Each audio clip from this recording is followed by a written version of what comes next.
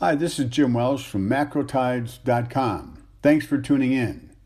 Well, in evaluating the prospects for global growth in coming years, one has to take a long, hard look at China, since it provided a huge contribution to global GDP growth in the last 15 years.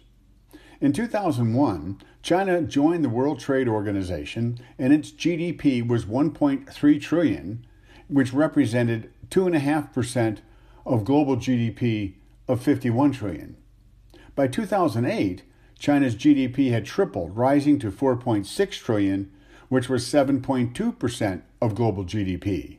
And by 2018, China's GDP had tripled again from 2007, reaching 13.6% and representing 15.5% of global GDP. The growth in China's economy has accounted for a growing proportion of the growth in the global GDP rate since 2001.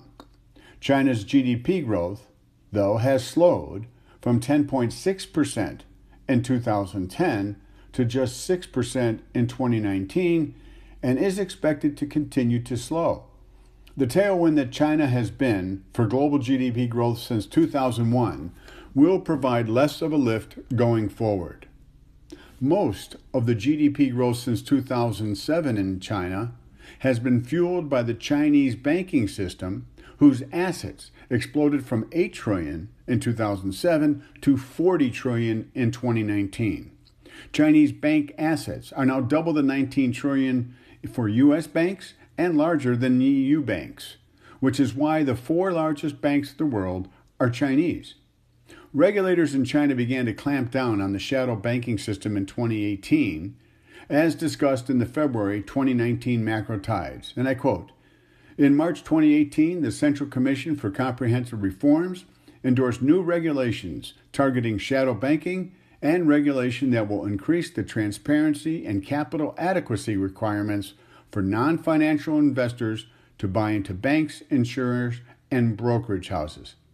Since March of 2018, the growth rate in the shadow banking system has plunged from an annual rate of 7.5% to a contraction of minus 1.6%. And that's the end of the quote from the February 2019 Macro Tides. The steps to rein in China's shadow banking system suggest that policymakers in China understand that credit growth must grow at a slower rate if China is to maintain a stable banking system. Additional confirmation of China's more austere approach to monetary stimulus is evident in the changes the People's Bank of China has made to its benchmark policy interest rate. In response to the financial crisis in 2008, the PBOC slashed its benchmark interest rate from 7.5% to 5.4%, representing a 28% reduction. In 2015 and 16, the benchmark interest rate was cut from 6% to 4.3%, again, a 28% reduction. In response to the current slowing rate in GDP growth, the reduction has been minimal.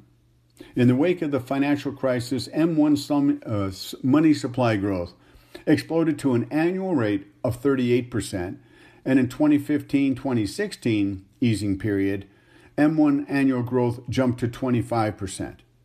M1 growth has failed to exceed 5% in the past year. China has not taken the aggressive steps it has in the past in 2019 to truly boost its growth. This suggests China's economy will not strengthen materially in 2020 and will instead continue down the path to slower growth in coming years. As a result, global growth will not get the boost China provided in the past 15 years, and the result will be less growth for the global economy. Thanks for tuning in. May something good happen for you today.